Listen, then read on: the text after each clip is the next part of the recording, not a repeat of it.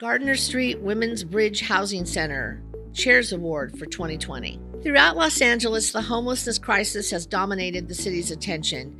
Yet on Gardner Street in Hollywood, one striking mid-century modern library building has quietly answered the call. The Will and Ariel Durant Library branch was built in 1958 and served the community for 45 years before moving its operations to a new location.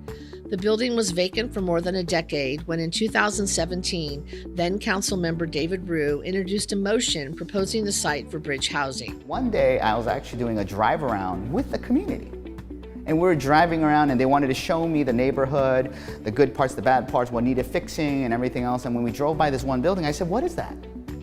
And of course the neighbors told me, "Oh, that's the old Gardner Library." And I said, what's there now? "Oh, it's just vacant." And that was the genesis of this project. Crews successfully converted the abandoned building into much-needed housing while keeping the structure's key historic details intact. The original circulation desk and central clock were preserved, and bookshelves repurposed to storage. The building's mid-century features like the honeycomb brise-soleil were restored.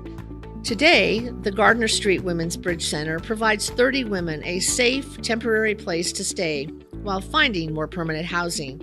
One of our first tenants was a mother with a daughter who came to us and said, "I'm from this neighborhood. I grew up in this neighborhood."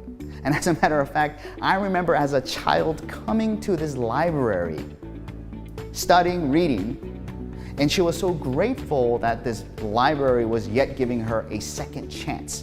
This adaptive reuse project is a noteworthy case study for how underused historic buildings can have a lasting impact on the communities they serve. A visionary approach to housing, like this project, was long overdue.